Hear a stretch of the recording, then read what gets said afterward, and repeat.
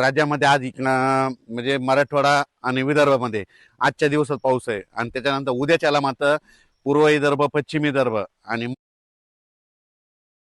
मराठवाड्यामध्ये चांगलं सकाळपासून सूर्यदर्शन होणार आहे म्हणून हा अंदाज शेतकऱ्यांना लक्षात यायचा. पण आजच्या दिवस मात्र विदर्भ 6 आणि 5 11 जिल्हे, मराठवाड्याचे 7 जिल्हे म्हणजे आज मात्र दिवसभर पाऊस चालू राहणार आहे म्हणून हा अंदाज सर्व शेतकऱ्यांना लक्षात यायचा. त्याच्यानंतर राज्यात आपण पश्चिम महाराष्ट्राकडे आज दिवसभर म्हणजे पश्चिम महाराष्ट्राकडे सांगायचं झालं तर अहिल्यानगर, पुणे, सातारा, सांगली, सोलापूर, कोल्हापूर ह्या पट्ट्यामध्ये आज दिवसभर रिमझिम पाऊस चालू राहणार आहे म्हणून हा अंदाज लक्षात यायचा.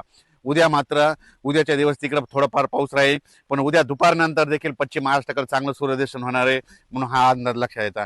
आता उत्तर महाराष्ट्राकडे वळू. उत्तर महाराष्ट्राकडे नाशिक जिल्हा, अहिल्यानगर, त्याच्यानंतर धुळे, नंदुरबार, जळगाव, दिंडोरी, इगतपुरी, संगमनेर, अकोले ह्या पट्ट्यामध्ये मात्र आज आणि उद्याच्या दिवस मात्र मुसळधार पाऊस पडणार आहे म्हणून हा अंदाज लक्षात यायचा. नाशिक जिल्ह्यामध्ये दिंडोरी, त्या वणीची देवी, त्याच्यानंतर त्या पट्ट्यामध्ये पाऊस पडत असल्यामुळे घाटमाथ्यावर पडत असल्यामुळं तिकडे काय होणार आहे, परत गोदावरी नदीला पूर येणार आहे. त्याच्यानंतर गंगापूरच्या धरणामध्ये पाणी येणार आहे. पुन्हा गंगापूर धरणाचा विसर्ग वाढणार आहे. गंगापूरचा विसर्ग वाढल्यामुळे त्याचं पाणी नांदूर मधनेश्वरला येणार आहे. नांदूर मधनेश्वरला आल्याच्या नंतर नाशिकला येणार. नाशिकला आल्याच्या नंतर तुम्हाला एक सांगू इच्छितो की परत ते दुतोंड्या मारुती त्याला परत पाणी लागणार आहे म्हणून अंदाज लक्षात येतात. त्याला जर पाणी लागलं तर काय होणार, तर लगेच जायकवाडीला पाणी येणार आहे. जायकवाडी रात्री आता सकाळचं जर पाहिल्याच्या नंतर 74% जायकवाडी भरलंय. माझा तरी अंदाज आहे म्हणजे ह्या 10 ऑगस्ट पर्यंत जायकवाडी जवळपास 90 ते 100% भरून जाईल म्हणून ही मराठवाड्यातल्या शेतकऱ्यांसाठी आनंदाची बातमी.